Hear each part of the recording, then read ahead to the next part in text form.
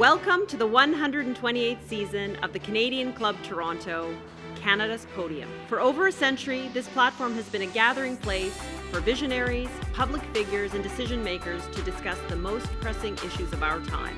We've been having important discussions and debates around this podium in this country for well over a century. I call this a historic podium of record. Our club's always been a forum for visionaries, public figures, and decision makers to command attention to the issues of our time. The Canadian Club is one of the most important podiums anywhere in the world that a Canadian can speak to, tell Canadians what it is that they think, develop those thoughts. And so I want to thank you for that very, very much. Please join me in thanking our esteemed panelists today. Through our programs and events, including our youth and young leaders programs, our diversity partnerships, our joint events, and our media and social media opportunities, we offer you access to dynamic political, social, and business figures from abroad and right here at home. The platform from which the eloquence of Canada has flowed all of that time, whether it be business, education, politics, sports, arts, and culture. If someone wants to say something to Canadians about this country and about the future of this country, this is the venue you choose. Good afternoon, everyone. My name is Tanya Van Biesen, Canadian Club Toronto President and today's event host. I am delighted to see how many members and guests have joined us here today and online. Our club works hard to bring you relevant topics and engaging speakers that respond to your need to connect and to stay on top of the issues that matter. Our ability to offer an outstanding slate of events is due in large measure to the incredible support of our sponsors, so please let me briefly acknowledge their generosity. We are grateful to have Agnico Eagle as our presenting sponsor today. Thank you for your contribution to the success of today's event. Our event sponsors are Bruce Power, CAA Insurance, CPA Ontario, and Waste Connections of Canada. Thank you for your support.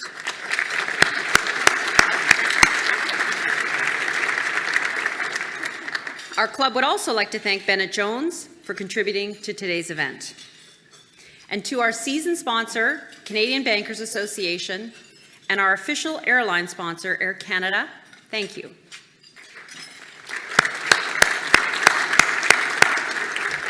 And finally, to Canada's Forest Trust, who help us reduce our carbon footprint by planting a small forest in our honor.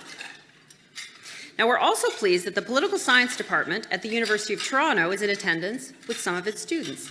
So welcome. It's great to have you here today.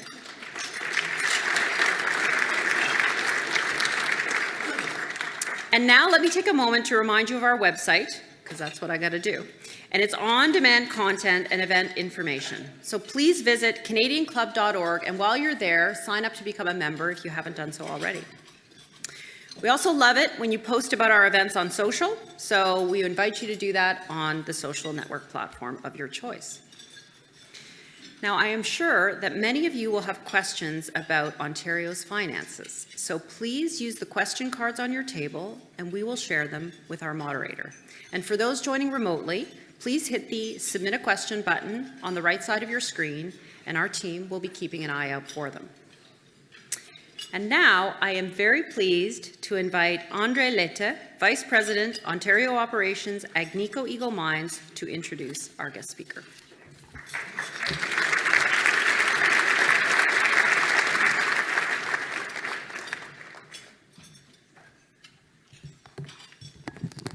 Thank you, Tanya. On behalf of Agnico Eagle Mines, it's my pleasure to introduce Ontario's Finance Minister for the second year in a row to the podium of the Canadian Club. One of Canada's oldest mining companies, Agnico Eagle, started 67 years ago in a small town of Cobalt in Ontario. Since then, the company has grown to become Canada's largest mining company by market cap and the third largest gold producer in the world. Our company is deeply committed to Ontario, and our two operating mines, Macassa and Detour, provide good paying jobs for over 4,000 people, including hundreds of First Nations. people. We believe the long-term potential of Ontario, one of the best places in the world for mining, and continue to invest in both our greenfield and brownfield operations. This year, we announced approval for the first phase of our Upper Beaver project in Kirkland Lake and our Detour Lake underground project.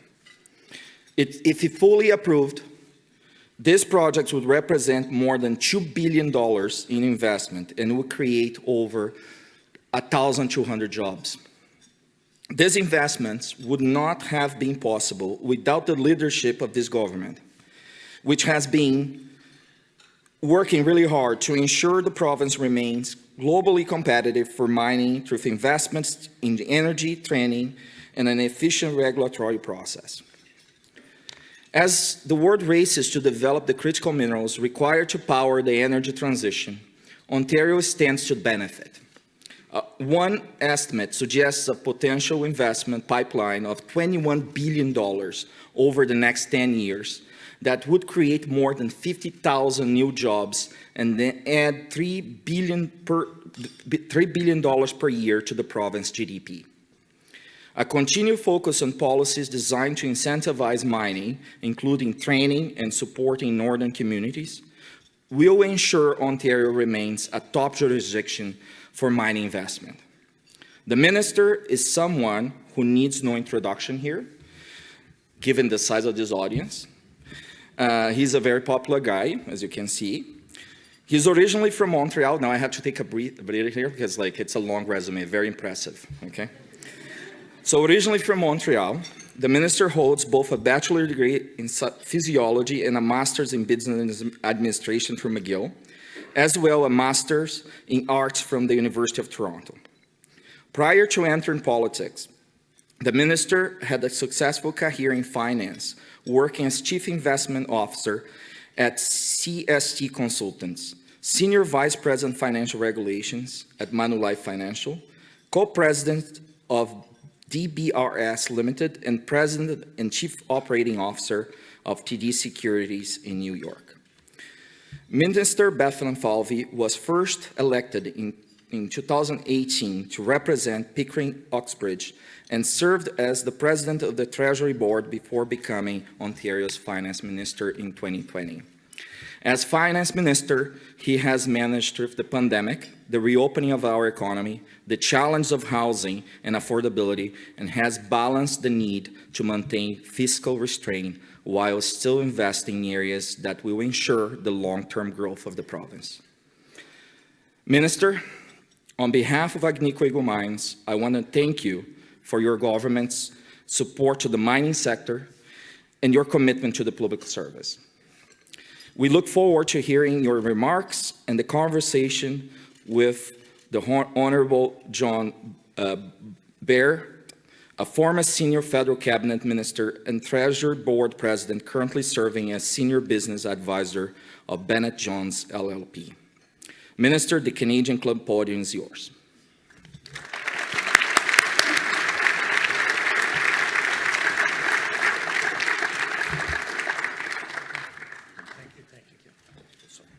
Well, thank you for that kind introduction. It's great to be here. This is my 9th address to the Canadian Club.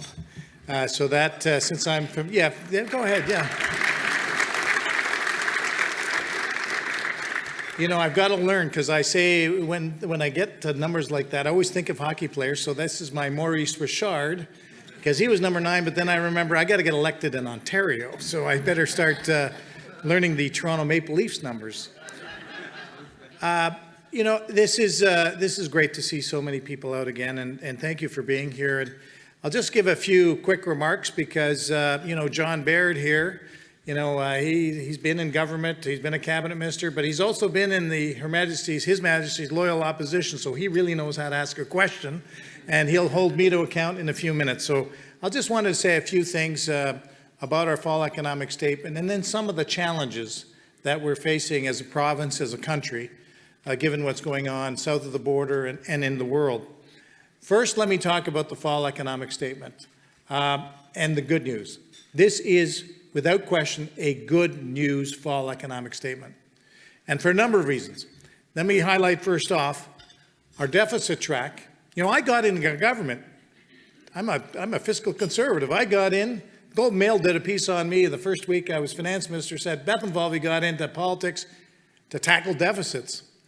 And that's the core, because I really believe that if you're fiscally responsible, you can have economic health, you can have physical and mental health in the whole province. So our deficit improved by over $9 billion. If you count the public accounts, or closed our books just a few weeks ago for the fiscal year, our deficit was $600 million. We almost balanced. Now, the economy has gone down because of high interest rates, so we have a deficit of $6.6 billion this fiscal year, but that's an improvement of $3.2 billion. And then next year, we have a deficit forecast of $1.5 billion. And the following year, we have a $900 million surplus. It's been a long time that any Ontario finance minister can claim a path to balance that's within sight and this close. And let me say, I've said a few times, if Ontario was a country, and being a Quebecer, I'm not advocating for that. But if Ontario, think about this, if Ontario was a country, we'd be in the G20.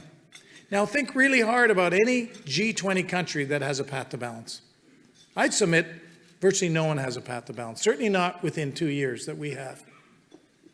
You know, if I look across the country, you know, BC doesn't, Quebec doesn't, and of course the folks up the 401 in Ottawa, 5-year fiscal forecast, no path to balance. So we stand out. And also, we stand out in another way among the majors. We're the only major province or country to get credit upgrades. My old firm, DBRS, and thank you for the introduction. By the way, Agnico Eagle, you think about them, their market cap's over $60 billion. What a great Canadian company, so congratulations.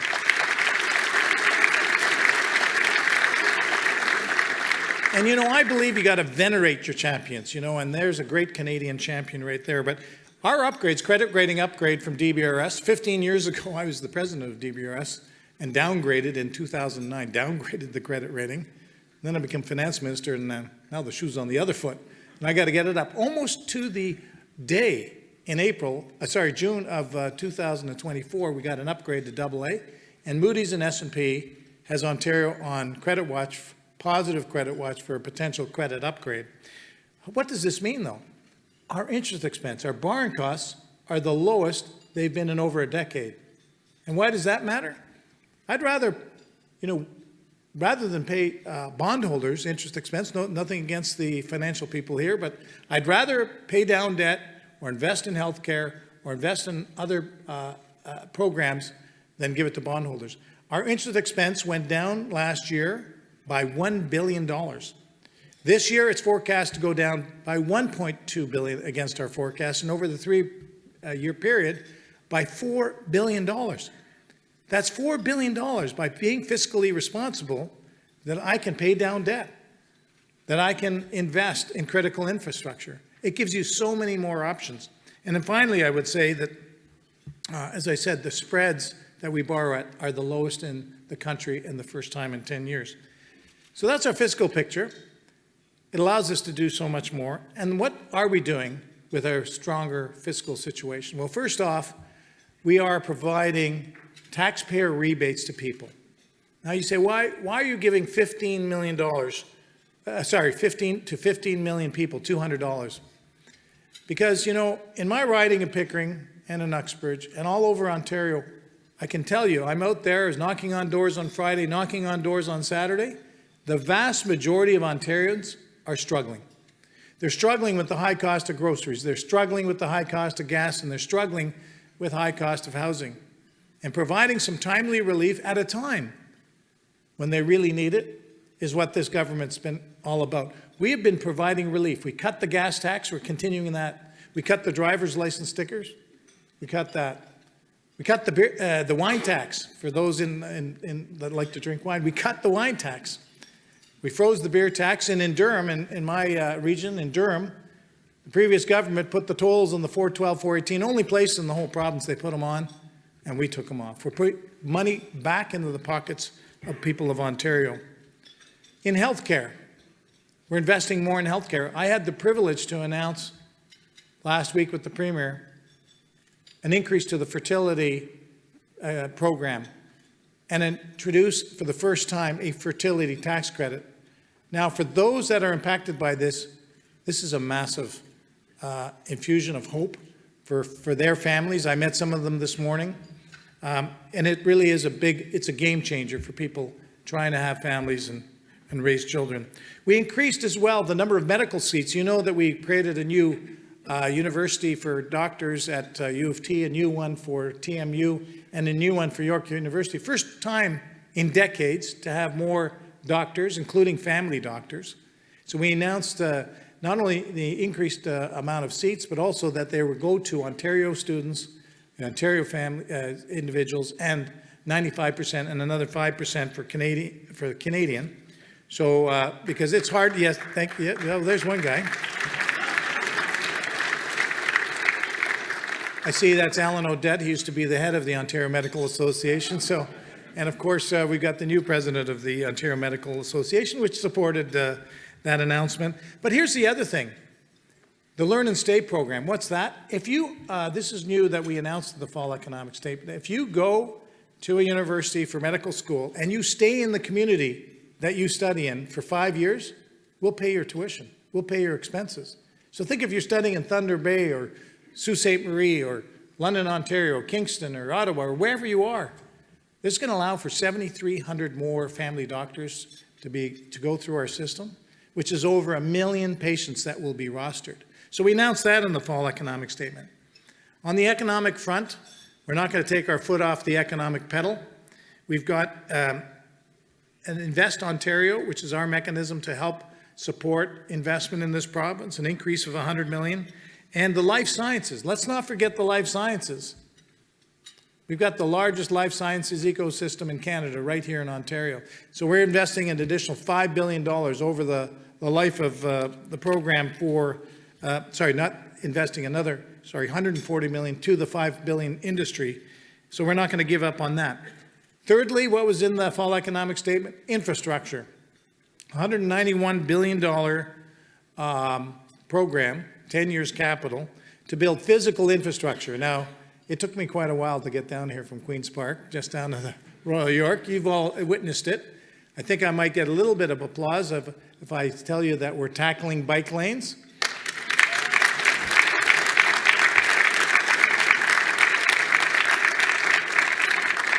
Because we got to move people and goods. And so we're tackling that. We're also tackling physical, social infrastructure, building more hospitals, more broadband, more schools, more long-term care. So that's a critical part of our plan that we're advancing. Also for workers, who's going to build all these things and who's going to actually service all these things?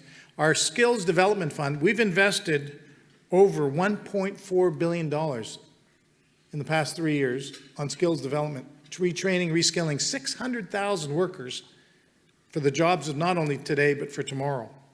It's another $224 million just this year for our capital stream. In fact, we just announced a few weeks ago with LIUNA, private sector union, a new training facility that we partnered in building.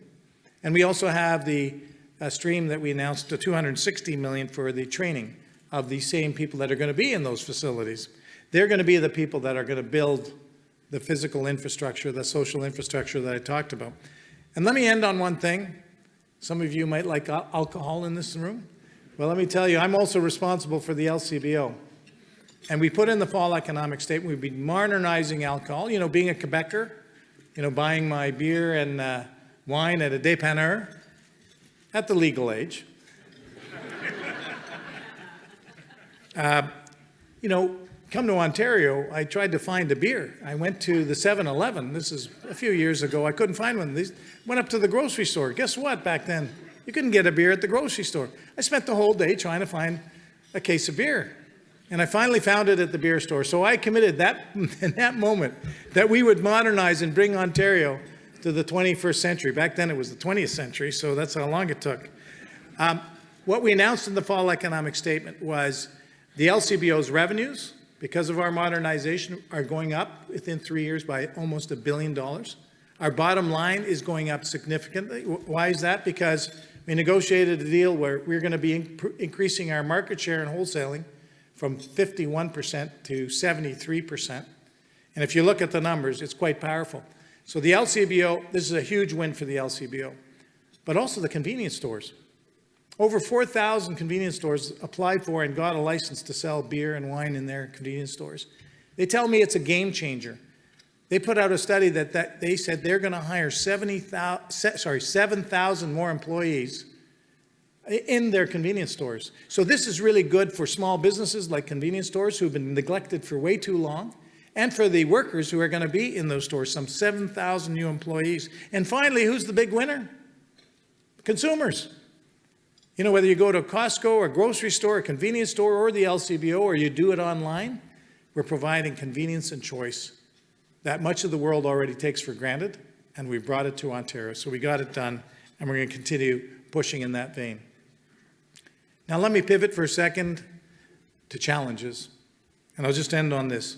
You know, tomorrow we have a monumental day in the United States. This is probably the biggest election in our lifetimes. And how are we approaching it? And that might be a question I'll leave for John Baird to ask me, but I'll just tell you that we've been working on our plan for the U.S., regardless of who wins tomorrow, for some time. Our global economy, too, we have to watch because, you know, central banks are easing credit right now, but that could easily slip. And it's had an impact, you know, clearly it's had an impact on our economy because our GDP has come down from last year. It's going up relative to what I said in the budget, so it's now 0.9 for this year. We're projecting 1.7% real GDP for the following year, and then 2.3% in year 3. But we got to keep an eye on it. The other big challenge is, you've heard of the word transition. And I'm going to talk about two forms of transition. One is the energy transition, and the second is the AI transition, both almost two industrial revolutions happening at the same time. You know, going to net zero is not simple. Ontario is incredibly well placed to get to net zero. In fact, our grid is almost 90% clean energy right now. Do you know that India is 75% coal for their electricity generation? China is 60%. You know, Germany is over 20%. Japan's over 20%. Australia is 65%. In Ontario, zero coal, and the future is going to be around nuclear energy. It's going to be around renewables and hydro. We already have one of the cleanest grids on the planet, and we're going to expand that footprint, as you've probably heard from our Minister of Energy and Electrification, Stephen Lecce. So it's a massive transition that Ontario, frankly, is one of the best positioned jurisdictions in North America. Relative to Quebec, Ohio, New York, Michigan, we've got a nuclear footprint, we got public support for nuclear, and we have the capabilities to expand that, including my own riding of Pickering-Uxbridge, where I have very broad support in my riding, where we're going to be refurbishing the Pickering nuclear station. I'm going to quickly mention AI. And why do I mention that? Technology's revolutionizing everything.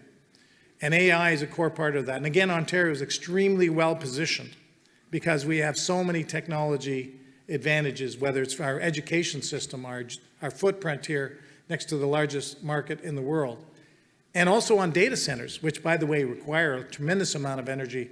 We've got a competitive advantage in terms of lots of land, cold water, and a capability to be able to power those with our energy transformation. So when I think about the fall economic statement, I say good news fiscally, good news economically, good news for our infrastructure and our growing population. But I also say it's good news given the challenges that we're facing. So with that, ladies and gentlemen, our plan is working. I'm happy to take John Baird's questions right now. Thank you very much.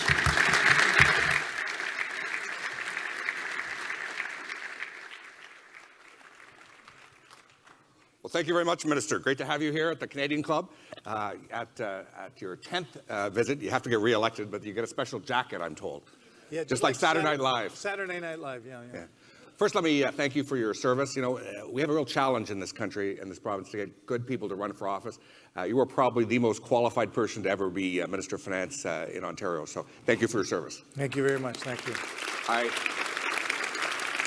I also have to thank you for the bike lane announcement. I'm a big supporter. You mentioned briefly in your remarks what's happening tomorrow.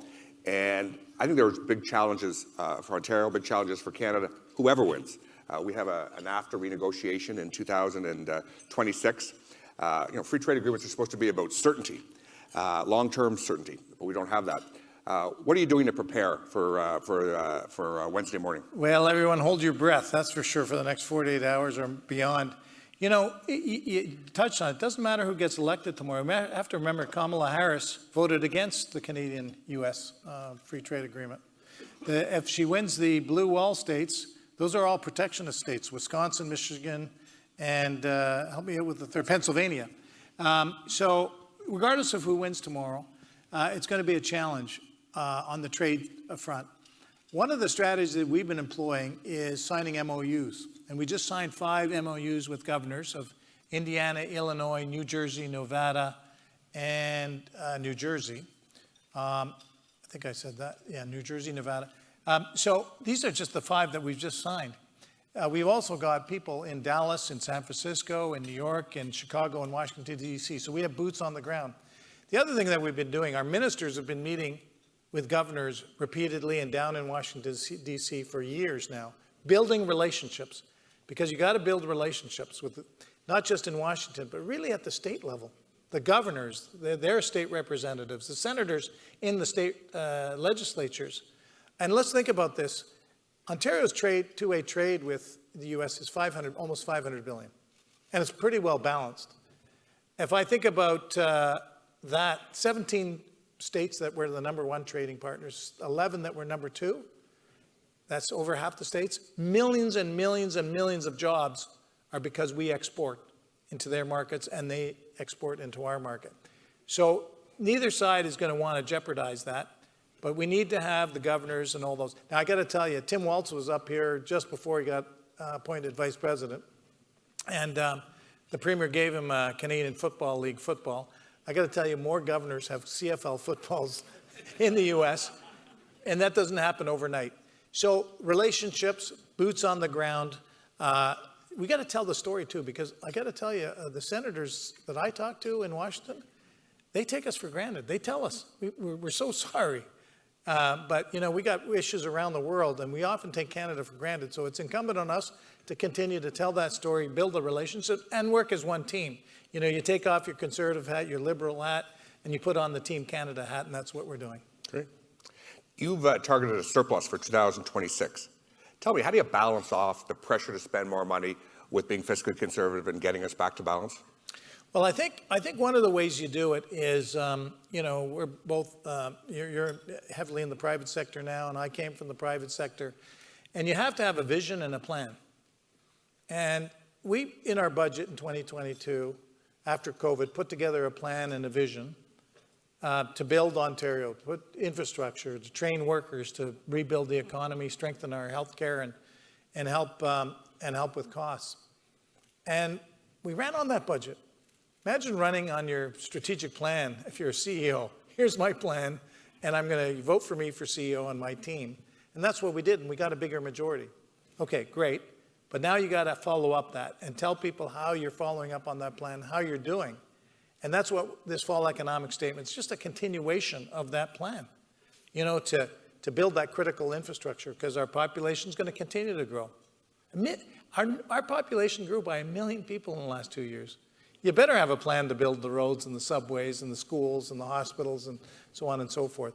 So I think, John, what I would say is have the plan, and then I'm out every 90 days. And let me tell you, sometimes it's not the best experience or my favorite thing to do, face the media for every 90 days. But I'm happy to do it, because what CEO of a private sector company that has public float on shares wouldn't face their investors every 90 days? You got to tell people how you're doing against your plan. Take the tough criticism questions, because that provides transparency, tells people and gives them what you're doing, gives them confidence about what you're doing. So that's how we're executing against the plan. What's your confidence for 2026 as surplus? You know, one of the things about putting a projection together, the day after you go, okay, things have changed. And I think I'm pretty confident, and I'll tell you why. You know, we've been able to invest in that critical infrastructure like healthcare. We're transforming our healthcare system, more primary care, more home care, digitizing that care. We spent over $10 billion in the last 2 years on that healthcare. we put the foundations in place that I think that are necessary, for example, in healthcare. We continue to grow that. I have confidence because the economy, look, I'll put our Ontario companies up against anybody's. We've got an incredible talent base in this province. You've also got a government that's completely got a mindset to support the conditions for economic growth. You know, whether it's red tape, we have a minister of red tape reduction. We got a minister for small business. We've now got a minister for energy and electrification. All the things that you need to do to kind of power and set the conditions for that economic growth. So I have a lot of confidence in the workers and the businesses in Ontario to be able to hit those targets. I also think that we're very prudent in our forecasting. We haircut the private sector forecast, so we're always prudent that way. And we're also build in prudence into our forecast so that I have enough, money for unforeseen events. So all those things combine. And so I think, we'll see what happens tomorrow. That could change things quite a bit. But, this is a government that's very committed, John, to balancing the budget, has a plan to do it, and I stand in front of the people of Ontario every 90 days to tell them how we're doing. Well, here, I'll say two things. You can't balance it fast enough, in my opinion. But I'll say a second thing is when you bring in a fall economic statement or a budget, no one goes to bed the night before worried that you're going to raise their taxes. We've got the first question from the audience that I'll throw to you. You dealt with bike lanes. This is another long line. Does the provincial government intend to assist municipalities in solving the tent encampment problem? So, I've spent a lot of time with the municipalities, and just go step back a bit. Over the last 5 years, our government has increased funding to municipalities by 45%. That's 10% a year. We're providing a lot of funding for a range of things. I did a new deal with Toronto and Ottawa because they had the disproportionate share of asylum seekers. Toronto had the subways challenges and also the DVP and the Gardner. On the homelessness side, I increased the budget for the homelessness prevention program by 40%. I could have done it 10% a year. I did 40% up front, John. Increased it from 500 to 700. 200 million increase over 5. That's another $1 billion for supportive housing and for wraparound services. So we'll continue to be there to work with municipalities. We've given them a lot of financial resources. We also need Ottawa to step up because we cut a check to Toronto on asylum seekers to help with the housing and all the needs that they have. But we made it conditional on the federal government, who's responsible for immigration, and I'm a big supporter of immigration, but they've got to be at the table with the checks too. Just can't open up the borders and give them $5 like they did to my dad in 1951 when he came from Hungary. You got $5, and then you're on your own. So we've stepped up now. The federal government stepped up for 1 year, but it's not a 1 year challenge. It's a multiple year challenge. So when you work together, municipalities, provincially, federally, you can do a lot more. I got to tell you, as a resident of Toronto now, I was pleasantly surprised the relationship between Doug Ford and Olivia Chow. Both have really stepped up their games and appears to be better than anyone could have thought. Well, I think it's a constructive relationship, and we'll see over these bike lanes. But we'll continue. We'll continue to have dialogue. I think the bike lane issue, which you mentioned, and I've had more people come up to me and say, fantastic. Now, many of you, I'm sure, bike. I do, and it's good and it's fair. But on arterial roads, I think very much about Toronto as 50% of the GDP of this province. You clog up those arteries, those physical arteries, and I include the airport downtown. I include the DVP and the Gardner, which at certain times was discussed that maybe we'll tear it down. The council was thinking about tearing it down or shutting the airport down at Billy Bishop. We're clogging up our main arteries like University, Bloor, and others. We got to make sure that we keep this economic heartbeat of Ontario and Canada. It's 20% of Canada's GDP right here. We've got to keep it going because when you grow the pie, you can then continue to invest in world-class healthcare, world-class education, take care of the most vulnerable, build the infrastructure to accommodate more people. Depending on what happens tomorrow, we could see an influx of people wanting to come into Canada. So we've got to be ready for all scenarios. And I, for one, want to continue to make Canada and Ontario a place of hope and freedom and democracy that it was for my parents, who came here in the early 50s with nothing but the shirt on their backs. And they didn't ask Canada for anything. And Canada gave them the opportunity to raise a family, to get a good job, to get an education, and in one generation, have me sitting next to you here, John. There you are. One other question from the audience. What more should Ontario do to boost productivity to ensure our future prosperity? How much time do we have, John? Oh, the Reader's Digest version. The old age productivity. Well, look, we have to boost productivity. And I will say this, it used to be productivity was a four-letter word where you'd say, well, that means job losses. No, this is the opposite. This is job security. This is bigger paychecks. If we can boost our productivity, we can raise incomes for workers right across Ontario. So this is about raising income, having job security, and it's critical. Now, there's many aspects to productivity. There's no magic bullet in my mind, but it's a range of things: taxes, technology, competition, red tape, energy security, free trade. You know, all these things come together. And one thing that we don't really say this out loud, but what we do every single day, like our economic strategy, our infrastructure strategy, our worker strategy, is so that we can get bigger paychecks and more job security for people of Ontario. In your fall economic statement, you highlighted $191 billion for infrastructure over the next 10 years.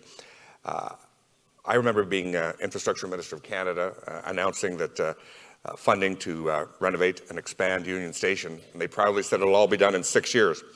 Well, we're 15 years in and it's still quite not done. What can we do to ensure you meet those targets? What transformational changes can we make that allows you to get this stuff done?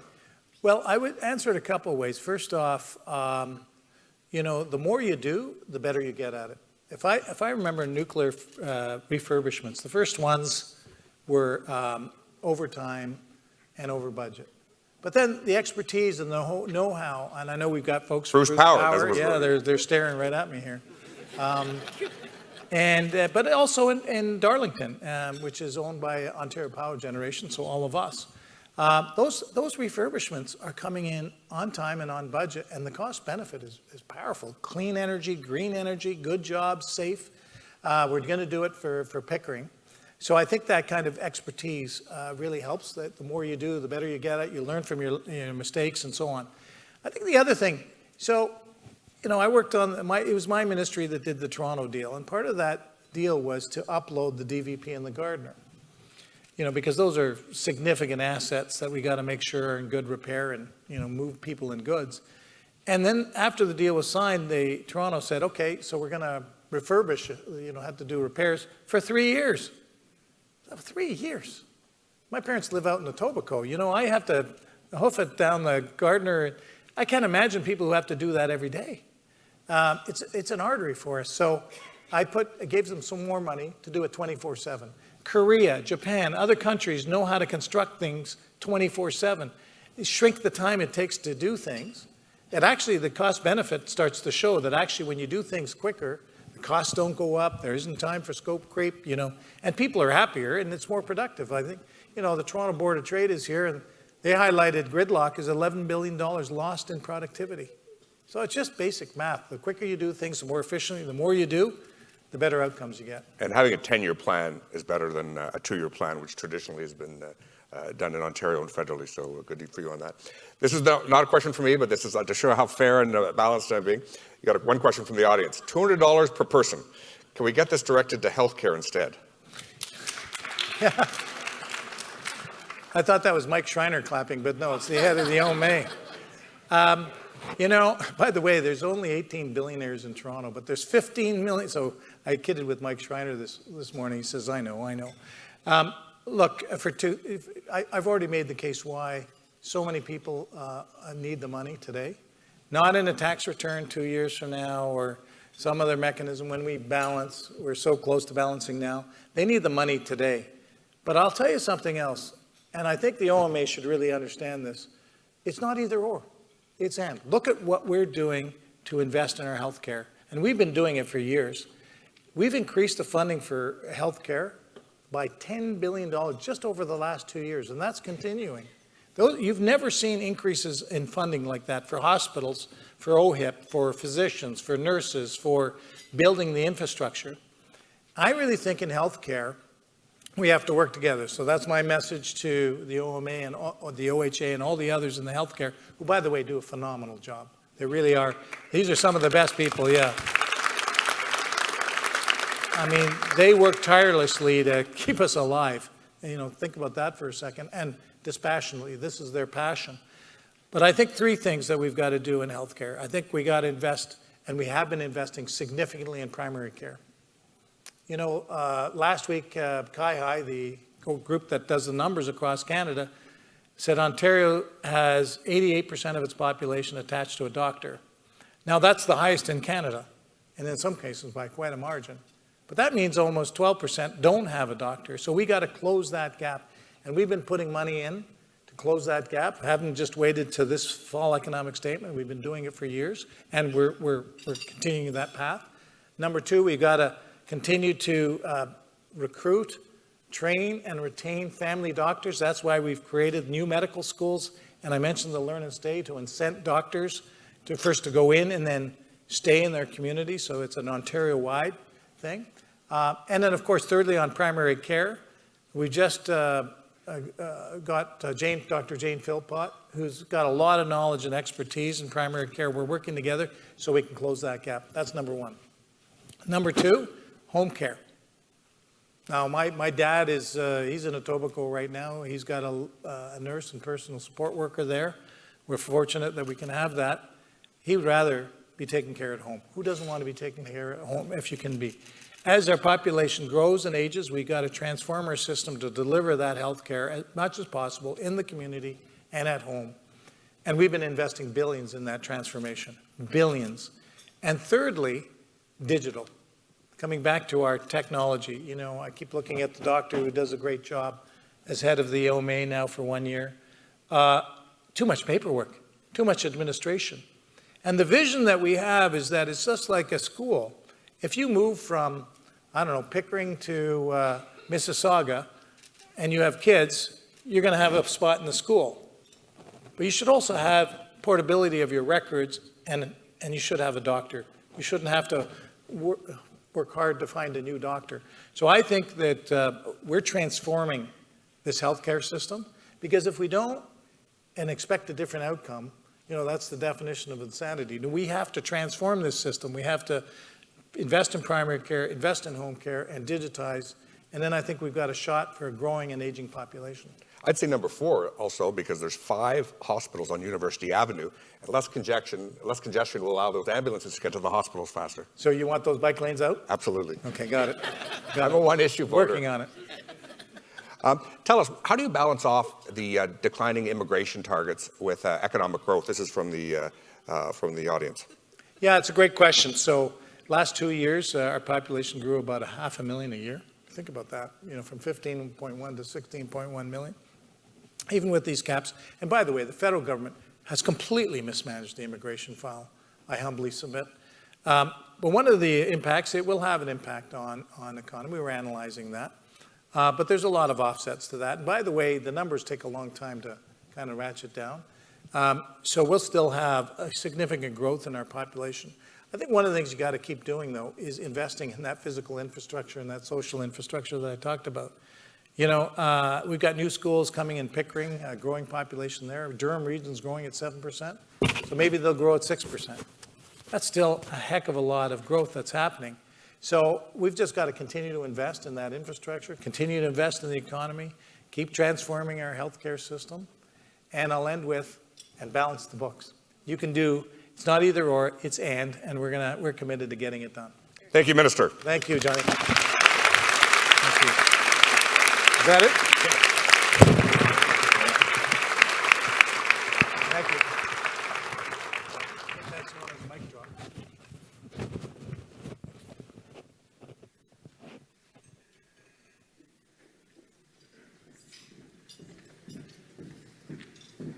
That was a mic drop, literally. Minister Bethlenfalvy, Honourable John Baird, on behalf of the Canadian Club of Toronto, thank you both for taking the time this afternoon to share your thoughts, bike lanes, priorities with us today. We are delighted that our podium, Minister Bethlenfalvy, is an important and regular stop for you, so we look forward to number 10. Speaking on behalf of everyone here today, I'm sure that our audience appreciates your focus on building our economy for all, on ensuring that we have the right working infrastructure in place and positioning us for a balanced budget. We wish you continued success in your leadership role. John, of course, thank you for moderating this very important discussion. It is always good to have you at our podium with your expertise.